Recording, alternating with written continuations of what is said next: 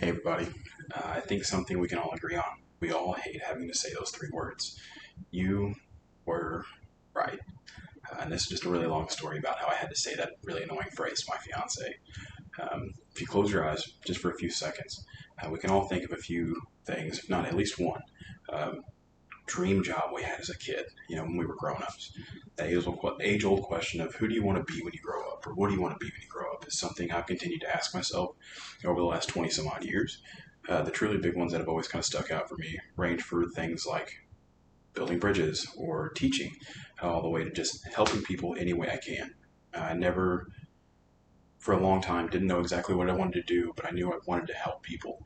Now, anytime I look back on these questions, I always seem to gravitate towards these same three careers: civil engineering, being a history teacher, or something in emergency management or EMS. Those are my three childhood dreams. First one, civil engineering.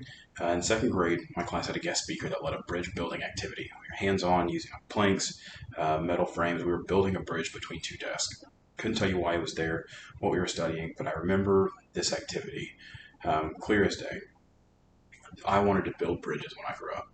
This led to 100 trips to the library, hundreds of Lego sets, and backyard bridges, some of them that worked out, and some didn't, which my mom wasn't a huge fan of, but that's kind of the way that goes.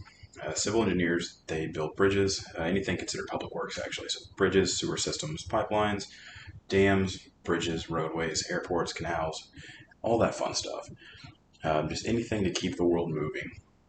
And it was a way to help people and kind of leave a mark. And that's what I wanted to do, which led to my obsession with just bridges in general, or really large buildings. And then came the 9/11 attacks, which was on my 10th birthday. This kind of switched gears for me a little bit, or added to it, I guess. Now I didn't just want to build things, but I also wanted to make things as strong and safe as possible. So if anything like that ever happened again, people would be at least marginally safer in something that I helped build. And then continued all the way through seventh grade when I wrote a career research paper. I was still just dead set on civil engineering until my sophomore year of high school. Sophomore year of high school, all just like every 16-year-old, all I wanted to do was play football and hang out with friends. I didn't want to. I guess I wasn't thinking as much about what I wanted to do for the rest of my life, but just focused on football and friends until I met my high school history teacher and my sophomore year. His name was Doug Furcamp. First impression, weirdest guy in the entire world. He's just a goofy guy. But 2 weeks later, now I want to be this guy when I grow up. Everything, my entire impression of him has changed. He's literally the history teacher from movies or TV shows that we all see so often, who wears costumes pertaining to the subject matter or the unit that we're covering. Or if he's reading a story, he speaks in different voices just to keep it engaging. But one thing he always did, besides just being silly and entertaining, was he found interesting ways to connect with students. And now I wanted to be like Doug Furcamp when I grew up. I would still be able to help people, kind of like he had helped me. Just I always was good at history and I enjoyed it, but he made me really love it. So I wanted to be a history teacher so I could make stubborn teenage kids really love what they were studying, and give them a solid foundation to build off of from that. So I actually went to college originally as an education major with a concentration in history. This is what I wanted to do until I was 21 or so. Um, then things continue to happen. We have all the terror attacks and the ongoing war in the Middle East, school shootings stateside, or the Boston Marathon bombings in 2013. These all kind of add even more to it, and make me want to find a new way to help people. Now, I don't think education is the way to go for me. So I look to enlist in the military, which would be a great way to make a lot of connections, get into a government job afterwards, where I can be a part of protecting people on a very large scale.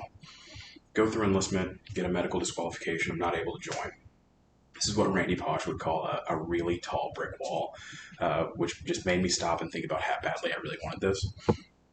Not long after, I meet my then girlfriend, who's a college recruiter, and introduces me to the field of emergency management or emergency preparedness. I'm not ready to go back to school just yet. I'm still really stubborn. I'm working. Life happens. Everybody has those things that happen. But I continue reading about this field, learning, and just keeping it in the back of my mind. And this leads to a new hobby, collecting and building backpacks. Fast forward to 2020, my girlfriend convinces me to become a security officer at a casino, which sounds kind of boring. It's just throwing out drunk people and carrying around money, which is all good and well, but it doesn't really fuel me. I go ahead and do it, um, meet a lot of great people, and then just from carrying those backpacks I talked about a little while ago, a conversation about backpacks with a few of my leadership guys leads to a full-on conversation about my interest in emergency management and emergency preparedness, all from carrying a backpack that I'd said became my hobby of just everything you might need in case of an emergency, right? So, I mean, that could be a major catastrophe or something as small as, a family crisis where you just have to grab something and go. You don't have time to pack. And everything you need for a 2 or 3 day trip is stuffed into a backpack, just ready to walk out the door when you are. So, this conversation about backpacks leads to my interest in emergency management. I get onto the building response team and eventually start leading it, become a dispatcher and first responder there on property. Um, and then I start looking at the emergency response plan for a 2 million square foot property. If something catastrophic like an earthquake or a tornado were to happen, here are the first steps that we do. Here's what we do to get everybody out. This is what we do for a head count, just to make sure the building's inhabitable, or we just need to get everybody as far away as possible and not go back in for a while. So that kind of random bit of chance uh, led to my third childhood dream, because I still ask myself what I want to be when I grow up from time to time. Now it's a little clearer.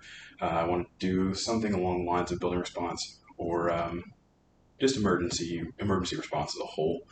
Which is why in the spring I'm transferring to the University of Central Missouri in Warrensburg to pursue a degree in crisis and disaster management. Ideally, so I can work with a company like FEMA, carry goofy or cool, depending on how you look at it, backpacks like this everywhere with me I go, and just continue to help people every chance I get that have gone through something traumatic and really huge, and just kind of be a light or at least a pillar that they can lean against when they need a little bit more support than usual. So now that I've discussed all three childhood dreams, how seemingly random chance led me to understand the path to get to where I wanted to go, or to where I'm at now and where I'm heading, wasn't quite as dark and scary as I thought it was for so long. And as much as I hate it, or hated it still to this day, I kind of had to suck it up and admit to my now fiance that she was right.